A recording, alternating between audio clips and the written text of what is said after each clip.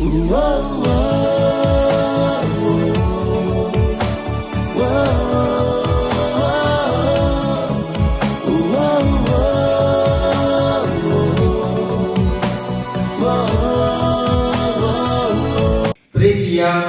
ಸಹೋದರಿಯರೇ, ಸಹೋದರರೇ ಹಾಗೂ ಮುದ್ದು ಮಕ್ಕಳೇ, ಹಬ್ಬಗಳಲ್ಲಿ ಅತಿ ಶ್ರೇಷ್ಠವಾದ ಹಬ್ಬ ಎಂದರೆ ದೀಪಾವಳಿ.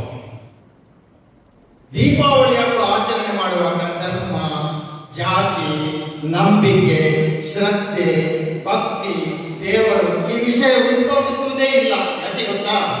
ದೀಪಾವಳಿ ಹಬ್ಬ ಒಂದು ಮನುಷ್ಯರು ಆಚರಣೆ ಮಾಡುವ ಹಬ್ಬ.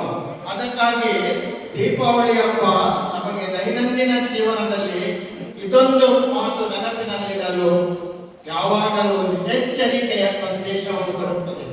ಒಳಿತು ಮಾಡು ಮನುಷ್ಯ, ನೀರುದು 3 ದಿವಸ, ಉಸಿರು ನಿಂತ ಮೇಲೆ ನಿನ್ನ ಹೆಸರು ಹೇಳುತ್ತಾರ, ಹೆಣ ಅನ್ನುತ್ತಾರ, ಮಣ್ಣಾರ ಉಳುತ್ತಾರ, ಚಟ್ಟ ಕಟ್ಟುತ್ತಾರ, ನಿನ್ನ ಸುಟ್ಟು ಹಾಕುತ್ತಾರ, ಎಡ್ಡೆ ಮಲ್ಕು ಮನುಷ್ಯ, ಈ ಬದುಕು ಪೂಜೆ ದಿನದ.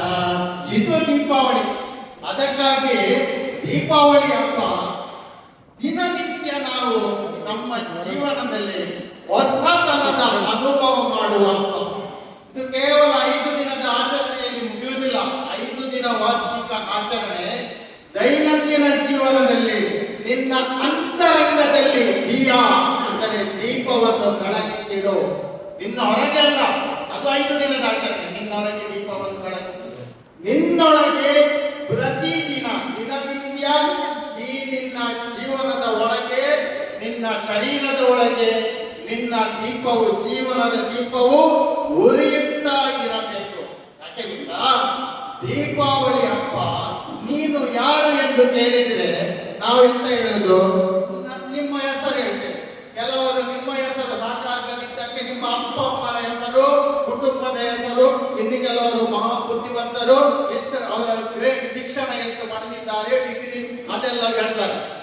ದೀಪಾವಳಿ ಹಬ್ಬ ಅಂತ ಕೇಳ್ಬೇಕು. ದೀಪಾವಳಿ ಹಬ್ಬ ಹತ್ರ ನೀನು ಯಾರೆಂದ್ರೆ ದೀಪಾವಳಿ ಹಬ್ಬ ಎಂತ ಹೇಳ್ತಾರೆ ಗೊತ್ತಾ? ನೀನು ಮೂಲತಃ ಜೀವ ಚೈತನ್ಯ. ನಿನ್ನೊಳಗಿನ ಜೀವವು ಅದ್ಭುತವಾಗಿ ನಡೆಯುತ್ತಿದ್ದರೆ ಅದೇ ಪರಮ ಯಶಸ್ಸು. ಅದಕ್ಕಾಗಿ ನಾನು ಹೇಳಿದೆ, ದೈನಂದಿನ ಜೀವನದಲ್ಲಿ ನಮ್ಮೊಳಗಿನ ಜೀವವು ಸದಾ ಅದ್ಭುತವಾಗಿ ಇರಲಿ. ಅದ್ಭುತವಾಗಿ ನಮ್ಮೊಳಗಿನ ಜೀವವು ದಿನನಿತ್ಯ ನಮ್ಮಲ್ಲಿ ಯೋಚನೆಯಲ್ಲಿ, ಭಾವನೆಯಲ್ಲಿ, ಪ್ರಾಣ ಶಕ್ತಿಯಲ್ಲಿ ಹೊಸತನದ ಅನುಭವವನ್ನು ಕೊಡಲಿ ಎಂದು ಹೇಳಿ ನಿಮಗೆಲ್ಲರಿಗೂ ಮತ್ತೊಮ್ಮೆ ದೀಪಾವಳಿ ಹಬ್ಬದ ದಿನನಿತ್ಯದ ಶುಭಾಶಯವನ್ನು ಕೋರುತ್ತೇನೆ. ವಂದನೆಗಳು.